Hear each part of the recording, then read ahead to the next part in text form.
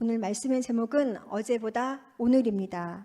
본문 말씀은 히브리서 12장 14절에서부터 17절입니다. 제가 가지고 있는 성경 367쪽에 있습니다. 히브리서 12장 14절에서부터 17절 말씀입니다.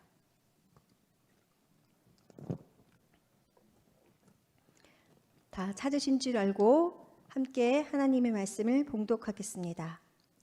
모든 사람과 더불어 화평함과 거룩함을 따르라. 이것이 없이는 아무도 주를 보지 못하리라.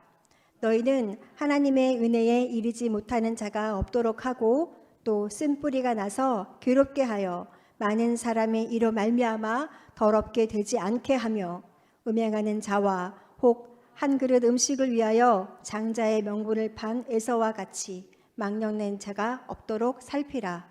너희가 아는 바와 같이 그가 그 후에 축복을 이어받으려고 눈물을 흘리며 구하되 버림바가 되어 회개할 기회를 얻지 못하였느니라. 아멘. 우리 모두가 추구하는 삶은 성도의 신앙 공동체 안에서 화평과 거룩한 삶을 살아가는 것일 것입니다. 우리는 서로에게 영향을 주거나 받습니다. 혹은 받거나 줍니다. 우리가 믿는 자로서 그리스도인이라고 자청할 수 있는 것은 전적으로 예수님의 말과 행동을 본받기 원하기 때문입니다. 예수님의 모든 것을 닮아가기 원하기 때문입니다. 그렇기 때문에 우리는 예수님의 영향을 받아 예수님의 것을 전해야 하겠습니다. 나는 오늘, 이번 주에 예수님께 받은 것들이 어떤 것들이 있는지 한번 생각해 보았으면 좋겠습니다. 주님의 것을 잘 받아들여서 나의 것으로 만들어서 주변 사람들에게 전했는지 말입니다. 특별히 성결교단에서는 4대 표제로 무엇을 말씀하고 있나요? 네, 맞습니다. 중생, 성결, 신유, 재림을 말하고 있습니다. 간단히 중생, 성결, 신유, 재림이 무엇인지 살펴보자면 중생은 모든 사람이 자기의 죄를 회개하고 십자가에 달려 속죄의 피를 흘리신 예수 그리스도를 믿어 성령의 역사로 새 생명을 얻어 변화하는 것을 말합니다. 성결은 모든 사람을 중생으로 인도하고 중생한 성도들은 성결의 은혜를 체험하도록 인도하는 것입니다. 모든 사람과 더불어 화평함과 거룩함을 따르는 것으로 주님을 만나기 위해 해야 할 첫 번째 것이 무엇이냐면요, 바로 마음이 청결해야 합니다. 그리고 그 마음을 화평케 하는 자라야 주님을 비로소 만날 수 있습니다.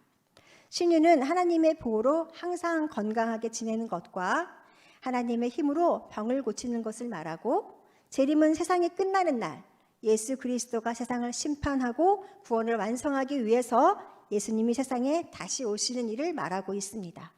제가 오늘 성도님들과 나누고 싶은 4대 표제 중에서 한 가지는 바로 성결입니다. 특별히 어제보다 오늘 우리는 성결해야 합니다. 성결함으로 나아가야 하겠습니다. 참된 그리스도인의 성결은 경험되어지는 것과 체험되어지는 것으로 비교하여서 살펴볼 수 있습니다. 자신이 실제로 해보거나 겪어본 것 또는 실제로 해본 일들을 통해 얻은 지식들을 경험이라고 합니다. 그리고 체험은 자기만의 견해나 관점, 의견이나 생각, 태도나 방향을 말하는데요. 즉 경험의 모든 과정에 나의 주도성이 나만의 생각이나 의견들이 깃들어진 상태라고 말할 수 있겠습니다. 자신의 견해나 관점을 기초로 한 것이 다른 사람이 사물을 보고 생각한 것보다 당연히 우리의 삶에 큰 영향을 줄 수 있다고 볼 수 있겠는데요. 우리의 스승님이신 예수님은 십자가에서 그 고통을 직접 다 경험하시고 체험하셨습니다. 예수님의 제자인 우리는 예수님처럼 체험의 신앙으로 우리의 믿음을 단련하여서 성숙한 믿음의 생활로 변화에 이르러야 하겠습니다. 다른 사람은 모르는 나를 만나주신 하나님, 여러분의 하나님이 있으시죠? 내가 이 세상에서 혼자라고 느낄 때 나를 따뜻하게 이름 불러주며 안아주셨던 그 하나님을 우리는 모두 만나야 하겠습니다. 여러분은 중생하셨습니까? 새 사람으로 변화하셨습니까? 나는 예수님을 믿고 새 사람이 되었어. 마음의 결심이 세워지셨다면 우리는 계속적으로 성결의 삶을 이어가야 합니다. 첫 번째 결심을 하고 실천하셨다면 첫 번째 성결을 위해 나아가야 하고요. 두 번째 성결을 다짐하셨다면 두 번째 실천을 행해야 합니다. 이렇게 성결의 다짐과 행함의 횟수를 늘려가는 삶이 바로 성결로 나아가는 삶인 것입니다. 히브리서 12장 14절에 모든 사람과 더불어 화평함과 거룩함을 따르라. 이것이 없이는 아무도 주를 보지 못하리라 말씀하고 계시는데요. 본문 말씀에 모든 사람과 더불어라고 되어 있는데 또 다른 의미로는 어떤 사람과도 더불어라는 뜻으로도 해석할 수 있겠습니다. 그런데 주님을 만나기 위해서 해야 할 첫 번째 일이 아까 마음이 청결해야 된다고 말씀을 드렸는데요. 또 우리 마태복음 5장 9절에서는 화평케 하는 자는 복이 있다라고 말씀하고 계십니다. 그들이 하나님의 아들이라 일컬음을 받을 것입니다 라고 말씀하고 계시는데요. 본문 14절에서 모든 사람, 즉 어떤 사람과도 함께 사이좋게 지내고 서로의 이해관계를 떠나서 하나님처럼 거룩하게 살라는 말입니다. 그러나 여러분들 잘 아시다시피 모든 사람과 사이좋게 지내는 것이 쉬운가요? 네, 결코 쉽지만은 않습니다. 왜냐하면 내가 모든 사람의 기준에 맞출 수도 없고 또 만족을 줄 수도 없기 때문에 그렇습니다. 우리는 사람을 사랑하기 이전에 먼저 하나님을 사랑해야 합니다. 하나님을 진심으로 전심으로 사랑할 때 이웃을 사랑할 수 있는 것입니다. 비로소 모든 사람과 화평할 수 있는 지혜를 하나님께 기도하여 구할 수 있는 것이죠. 나를 사랑하는 사람은 물론이고 나를 미워하는 사람, 이런 사람 없었으면 좋겠는데 있어요. 본의 아니게도. 그렇죠? 그리고 이중적인 사람도 사랑해야 된다고 말씀하고 계십니다. 그리고 나를 배신한 사람, 나를 모함하는 사람, 하나님을 떠나 다른 길에서 헤매는 사람, 나를 또 들이받는 사람도 있고요. 세상에 존재할 수 있는 여러 가지 유형의 사람들을 통틀어 모든 사람, 어떤 사람이라고 정의하고 있습니다. 바로 그 사람들과 화평하고 그 사람들 속에서 거룩하게 살라고 말씀하고 계십니다. 낮은 자로 오셔서 모든 죄인을 섬기려고 선육신하시고 인간으로 사셨던 예수님처럼 말입니다. 우리도 모든 사람을, 즉 어떤 사람도 사랑해야 하겠습니다. 예수님처럼 자신을 다 아낌없이 소모하면서까지 말입니다. 물론 사람을 대할 때 때로는 양보와 이해와 또 너그러움으로 대하여야 하겠지만 진리의 말씀 앞에서는 흔들림 없이 말씀을 전해야 합니다. 우리가 할 수 있는 것 중에 가장 귀한 것은 본이 되는 삶으로 예수님을 전해야 하기 때문이죠. 우리는 우리의 모든 역량을 발휘하여서 공동체의 모든 이들과 평화의 관계를 만들어 가야 하겠습니다. 삶 속에서 예수님이 보여주셨던 사랑과 정의로 모든 사람과의 관계를 풀어갈 때 하나님의 은혜의 시간에 머무르게 되는 것입니다. 잠언 4장 23절에 이렇게 말씀하고 계십니다. 모든 지킬 만한 것 중에 더욱 내 마음을 지키라. 생명의 근원이 이에서 남이니라. 더욱 무엇을 지키라고요? 네, 내 마음을 지켜라. 이렇게 말씀하고 계세요. 세상 속에서 성결한 마음을 지켜나가기가 쉽지 않다는 것을 우리는 사실 잘 알고 있습니다. 그럴수록 우리는 생명의 근원이 되시는 마음, 예수님을 사랑하는 마음을 잘 지켜야 하는 것이죠. 우리는 세상의 차가운 눈빛도 감당하셨고 수치와 모욕을 참으시며 아무런 죄가 없으신 예수님이 우리의 모든 죄를 대신 감당하신 사실을 모르시는 분이 없으실 겁니다. 그렇게 예수님에 대해 무지했던 그들까지도 끝까지 사랑하셨던 예수님, 그들을 제어하기에 충분한 능력이 있으셨지만 모든 것을 인내하셨던 예수님께 용기를 구하고 허락하여 내려주신 용기로 힘차게 살아낼 수 있는 것입니다. 이쯤에서 저와 여러분이 함께 생각하기 원하는 것이 있는데요. 그렇다면 세상은 도대체 교회에게 무엇을 바라는 것일까요? 어떤 분들은 세상의 교회를 걱정한다고 말하기도 하죠. 아마도 그리스도인들이 세상을 조금 더 사랑해 주기를 원하고 예수님처럼 그리스도인들이 살아가 주기를 바라는 것은 아닐까 생각해 봅니다. 이 어려운 시대적 요청에 응답하는 것으로 사실 저는 성결만한 것이 없다고 생각합니다.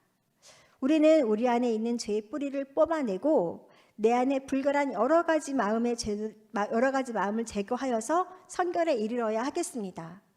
사람이 만일 회개만 받고 성결지 못하면 항상 그 마음 가운데 남아있는 죄로 인하여 주 안에서 진정한 평안을 누리기 어렵기 때문에 그렇습니다.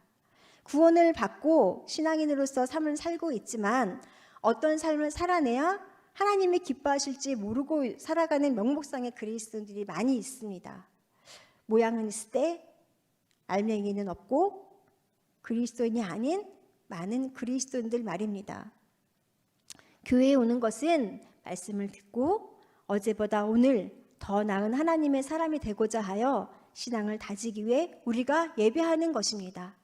그런데 자칫 봉사를 위해 나의 말이 옳다는 것을 인정받기 위해 혹은 자신의 똑똑함을 과시하기 위한 신앙은 아니었는지 깊은 고민을 하는 시간 되시기를 원합니다.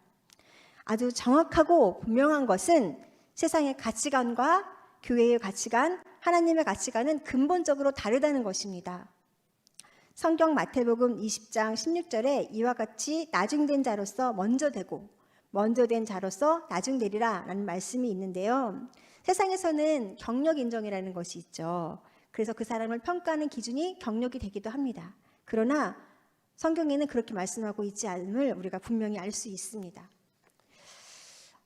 이것으로부터 우리가 알 수 있는 것은 구원받은 이후의 삶이 얼마나 중요한지를 반증하고 있습니다. 스스로 죄인임을 자백하고 그리스도를 주로 시인함으로 천국에 들어갈 자격을 얻고 이 땅에서 하나님의 뜻을 따라 살고자 하는 성결의 삶으로 우리의 관심이 옮겨가야 함을 보여주고 있습니다. 우리는 누구입니까? 우리는 하나님의 자녀입니다. 이 정체성을 분명히 알고 삶을 살아갈 때에 내가 무엇을 해야 하고 하지 말아야 할 것인지 분별할 줄 믿습니다. 순간순간 하나님 앞에 나의 마음을 들여 십자가 앞에서 점검해야 하겠습니다. 의지를 가지고 노력하고 성실하게 감내해야 할 것입니다. 이렇게 나의 하루하루가 쌓여서 세상의 본이 되는 삶으로 살아가고 주님을 기대할 때에 비로소 우리는 주님을 기쁘시게 하는 삶으로 살아가는 것입니다. 바로 성결의 삶을 사는 것이죠. 성결의 삶을 살아가기 위해 하나님께서 허락하신 교회에 목사님 중심으로 아름다운 공동체를 형성해 가는 것은 매우 귀한 일입니다. 서로를 마주보고 한 공간에서 은혜와 사랑을 나누는 것은 하나님이 기뻐하시는 일 중에 가장 기뻐하시는 일인 줄 믿습니다. 아멘이신가요, 여러분? 다시 한번 세상 사람들이 교회에게 원하는 근본적인 시대의 요청이 무엇인지 생각하게 합니다. 그것은 한국 교회가 세속에 물든 양심을 도려내고 기존 성도들과 교회들이 새로운 마음으로 올바른 방향으로 나아가야 하는 것에 있습니다. 나의 잘못된 삶의 방향을 돌이킬 때가 되었습니다. 회개의 때입니다. 회개를 통하여 하나님께로 나아가야 합니다. 내가 회개할 때 비로소 하나님이 우리의 삶을 주관하시고 역사하기 시작합니다. 당신이 아닌 바로 나부터 회개해야 하는 것이죠. 우리가 아닌 바로 나부터 말입니다. 15절에 너희는 하나님의 은혜에 이르지 못하는 자라가 없도록 하고 또 쓴뿌리가 나서 괴롭게 하여 많은 사람이 이로 말미암아 더럽게 되지 않게 하며. 우리가 성결하지 않다면 주변 이웃 사람들에게 성결하지 못한 것이 번진다는 말씀을 하고 있습니다. 우리는 하나님의 은혜 가운데 머물고 싶습니다. 그런데 하나님의 은혜 가운데 있지 않으면서 은혜의 중심에 있는 것처럼 착각하고 있으면 나를 통해 많은 사람이 은혜에 이르지 못하고 많은 사람을 괴롭게 만드는 것입니다. 이 시간 깨달아지는 것이 있다면 하나님 앞에서 치열하고 간절하게 여쭤보시기 바랍니다. 지금 내가 가고 있는 이 순간이 나의 걸음이 하나님의 기쁨이 되고 있는지 말입니다. 우리 안에 있는 여러 가지 색깔의 죄를 모양도 다른 내 안에 도사리고 있는 그 죄들을 회개해야 하겠습니다. 수많은 죄가 있으면서도 인식하지 못한 죄, 나의 죄를 순순히 인정하지 못한 죄, 나의 무의식 속에 숨어있던 죄, 나보다 약한 사람은 일단 무시한 죄, 지금까지 이뤄놓으신 믿음의 선배님들의 업적을 낮게 평가하고 존중하지 않은 죄, 겸손하지 못한 죄, 다른 사람의 마음을 배려하지 않은 죄, 또 내가 꽤 훌륭하고 멋진 사람이라고 착각하면서 다른 사람의 마음을 아프게 한 죄, 겸손하지 못한 죄 아까 또 말씀드렸는데요. 그 중에서 가장 심각한 죄는 지금 이 순간 내가 성결로 나아가지 못하는, 아니 성결로 나아가지 않는 죄입니다. 이 외에도 일일이 열거하기도 어려운 죄들이 얼마나 많은지요. 이 죄들로부터 저와 여러분은 자유로운가요? 자유롭지 못하시다면 그 마음을 하나님 앞에 쏟아내셔야 합니다. 아주 구체적이고 세밀하게 주님 앞에 쏟아놓을 때 하나님은 우리에게 평안을 주십니다.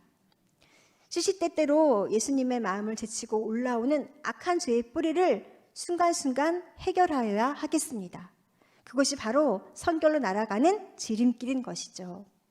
구원받은 것에 만족하며 안주할 것이 아니라 날마다 무릎 꿇어 기도하고 성장과 성숙을 이루며 나아갈 때에 우리의 삶은 변화가 되고 성결한 삶을 살아낼 수 있는 것입니다. 저항하지 않고 특별히 변명하지 않고 깨닫는 은혜에 힘입어 순순히 나의 죄를 인정하시면 됩니다. 모든 것 다 아시는 주님 앞에 진실하고 솔직하게 나아오시기만 하면 됩니다. 내가 얼마나 많은 죄를 다스리지 못했는지, 주님의 음성을 듣지 않고 내 마음대로 걸음을 옮겼는지에 대한 철저한 회개가 있어야 할 줄 믿습니다. 그리하여 내 마음의 짐을 벗을 때입니다. 내 마음의 찌꺼기를 치워버릴 때입니다. 주님이 허락하신 회개가 어제보다 오늘 더 간절해야 합니다. 그동안 내가 지었던 많은 죄들을 고백할 기회를 주시니 얼마나 감사한지 모르겠습니다. 어느 날 나의 숨이 멎는 순간에는 회개할 기회조차 없다는 것을 명심하는 저와 성도님들 되시기를 주님의 이름으로 축복합니다. 회개 다음으로 해야 할 것은 말씀으로 살아가는 것입니다. 회개함으로 깨끗하게 죄가 비어진 그 마음에 하나님의 말씀을 그대로 담아내는 것이죠. 그렇게 하나님의 말씀이 먼저 행함으로 실천된 뒤에 성경 말씀을 잘 가르치고 전하는 자가 되는 것입니다. 사람과 사람 사이에 하나님의 말씀이 켜커이 쌓이고 배이면 그 말씀을 토대로 신뢰가 쌓입니다. 중생, 성결, 신유, 재림을 어떻게 이룰 수 있는지에 대한 깊은 고민이 있어야 하는 시대를 우리는 살고 있습니다. 이러한 때에 서로 의견을 통해서 하나님께 응답을 받고 교회 울타리를 넘어서 사회와 문화 전반을 걸친 문제들에 대답해야 할 것입니다.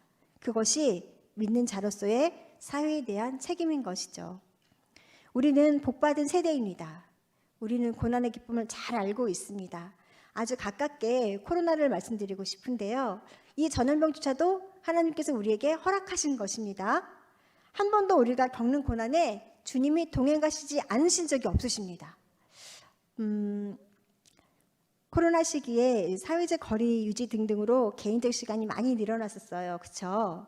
그래서 치열하게 바쁜 일상이 잠시 정지된 것 같은 그런 시기가 바로 저는 코로나 시기였는데요. 그 시간을 통하여서 많은 시간을 되돌아보았고 또 회개도 했고 또 회복도 되었습니다. 여러분도 저와 같은 시간을 많이 보내신 것으로 생각되어지는데 그렇기 때문에 우리는 그 어느 때보다도 복받은 세대입니다. 고난 중에 기쁨을 맛보게 하신 하나님께 감사드리고 허락하신 평안 속에서 머물러 있어야 할 줄 믿습니다. 우리가 잘 생각해보면 너무 자주 잊어버려서 그렇지 고난 중에 하나님께서 우리를 내버려 두신 적이 단 한 번도 없으십니다. 여러분은 주님을 사랑하십니까? 그렇다면 십자가를 바라보며 회개의 길을 지나서 고난의 길을 걸어서 하나님께 도착해야 합니다. 주님을 사랑하는 마음을 이루기 위해서 우리는 예배의 자리에 힘써 나와야 합니다. 작년에 드렸던 예배에 하나님께 뜻을 구하여 조금 더 시간을 내어드리면 좋겠습니다. 새벽 예배든 아니면 수요 예배 아니면 금요 열정기도회를 중에서 하나를 선택하셔서 더욱 성숙할 기회로 삼아야 하는 것이죠. 주님이 하나님의 뜻대로 살아보려 애쓴 우리를 두 팔 벌려 기다리고 계십니다. 그리고 우리에게 말씀하고 있습니다. 내 안에서 거하여 평안하라고. 내가 왜 지금 이 세상에서 선결된 삶을 겸손하고 성실하게 살아가야 합니까? 그것은 바로 하나님의 명령이기 때문에 그렇습니다. 모든 사람과 그 어떤 사람과도 화평을 이루고 하나님의 거룩함을 따라가야 하기 때문입니다. 우리의 사명이기 때문에 그렇습니다. 16절에 음행하는 자와 혹 한 그릇 음식을 위하여 장자의 명부를 판 에서와 같이 망령된 자가 없도록 살피라 라고 말씀하고 계시는데요. 오늘 본문에 에서 이야기가 나옵니다. 우리 성도님들은 에서를 어떻게 기억하고 계시는지 궁금한데요. 저는 집안에서 장녀로 태어났습니다. 그래서 그런지 에서 이야기가 나올 때마다 안타까운 마음이 자동적으로 느껴지더라고요. 장남인 에서의 삶이 안쓰럽고 짠하다는 마음이 들곤 합니다. 하나님께 관심이 없고 무지하였던 에서, 그래서 하나님을 경홀히 여겨서 동생에게 축복을 빼앗길 수밖에 없었던 에서, 분명히 감당해야 할 장남의 무게가 있었을 것인데 그 무게는 반드시 하나님께 나와서 울며 매달려 감당했어야 했는데 그렇게 삶을 살지 못한 에서, 그는 인간에게 일어날 수 있는 모든 나쁜 일들을 대표하는 사람처럼 오늘날까지 취급되고 있습니다. 너무나도 마음이 아픕니다. 우리의 삶은 이런 삶이 되어서는 안 되겠습니다. 예수님의 제자로 맡겨진 고유한 책임과 삶의 무게는 자신만이 감당할 수 있고 감당하고자 하는 그 곁에 주님이 동행하신다는 사실을 강력하게 믿어야 할 줄 믿습니다. 우리의 믿음이 너무 안일한 건 아닌지 한번 돌아보았으면 좋겠습니다. 너무 안정적으로 흘러가기 때문에 어제와 오늘과 다름이 없고 오늘과 내일이 다름이 없는 그런 삶은 아닌지 우리 모두 회개했으면 좋겠습니다. 바로 설교를 전하고 있는 제가 회개하는 것을 여러분들한테 지금 선포하고 있는 것인데요. 진짜 우리가 삶을 살아갈 때 정말 정신 바짝 차리지 않으면 너무나 어려운 때입니다. 이단들이 우리를 공격하고 있고 혹시 우리 안에서도 잘못된 믿음의 길을 걸어가고 있는 부분이 있을지도 모르겠습니다. 우리 그렇다면 서로 권면하여서 하나님께로 나아오는 자리를 여러분들이 권면하셔서 올바른 방향으로 이끌어갈 수 있도록 또 권면해 주시고 기도해 주시고 사랑의 마음으로 다가가 주셨으면 좋겠습니다. 17절에 너희가 아는 바와 같이 그가 그 후에 축복을 이어받으려고 눈물을 흘리며 구하되 버린 바가 되어 회개할 기회를 얻지 못하였느니라. 너무 늦지 않았으면 좋겠습니다. 기회는 언제나 있는 것이 아닙니다. 기회는 하나님이 허락하셨을 때만 있는 것이죠. 다른 사람들이 축복을 받고 있을 때에서는 너무 피곤하고 배가 고파서 축복에 신경을 쓰지 못했습니다. 자신의 장자로서의 역할도 하지 못했습니다. 결과적으로 그는 장자로서 아버지로부터 받을 수 있는 유산의 2배를 받지 못하게 됐을 뿐 아니라 장자의 특권인 제사장의 직분도 감당하지 못하게 되었습니다. 너무 늦지 않았으면 좋겠습니다. 말씀을 정리하려고 합니다. 하나님의 축복과 하나님의 거룩한 명령들을 거부하고 가볍게 여기는 망령된 자로서의 행동에서 떠나야 합니다. 벗어나야 하겠습니다. 우리는 육신의 즐거움에 빠지지 않고 성결함으로 나아가서 하나님의 기쁨이 되고 하나님의 기쁨이 되는 삶으로 최후 승리하는 저와 성도님들 되시기를 주님의 이름으로 축복합니다.